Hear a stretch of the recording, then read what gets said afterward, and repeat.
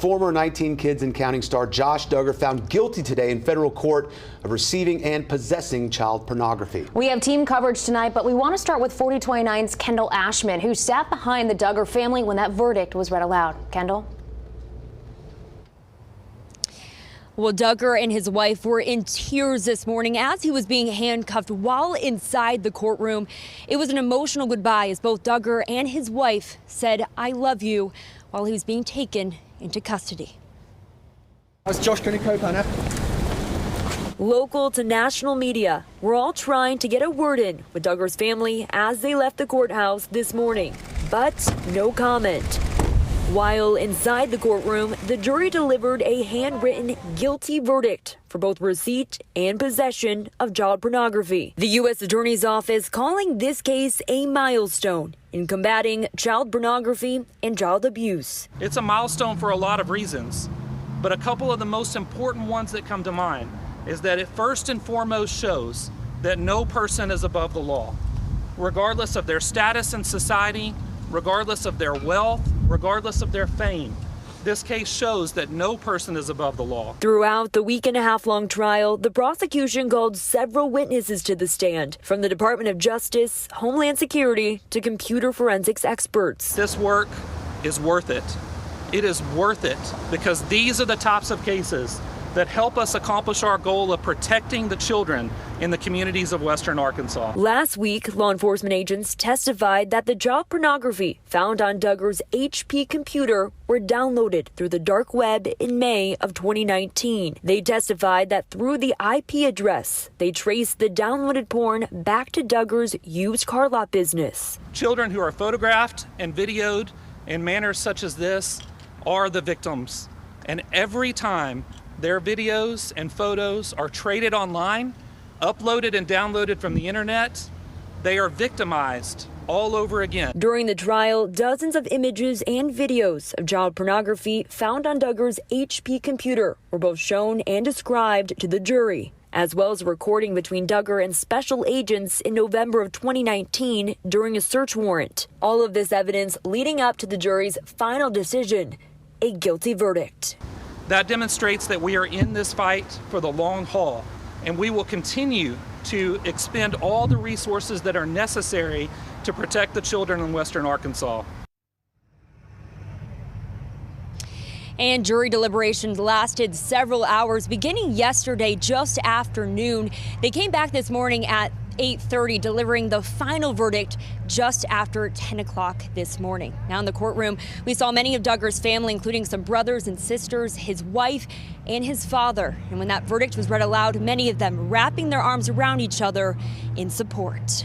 We're live in Fayetteville.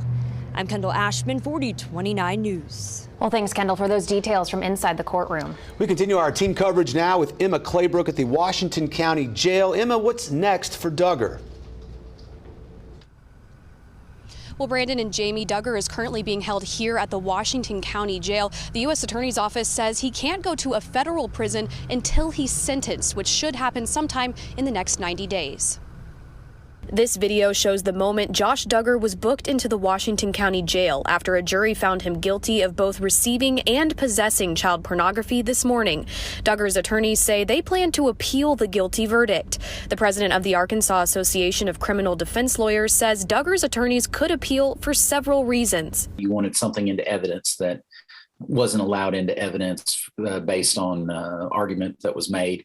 And a ruling that was done by the judge, that would be one of the things that you could potentially do there. And would it have made a difference in the trial and such? There's all kinds of things, especially over the course of a 6-day long trial. You can have all kinds of things that have come up throughout it. Because the possession of child pornography count is a less serious charge than the receiving count, Judge Timothy Brooks says Duggar will only be sentenced for the receiving of child pornography charge. But the U.S. Attorney's Office says Duggar is still facing a maximum of 40 years in federal prison. They're probably just looking at, hey, what is the more severe one? And whatever that may be, that's going to be the controlling issue for whatever the sentence will be. It has the higher severity of punishment that is there, and the judge has that discretion to do that. And that's what they've elected to do, and that's very common.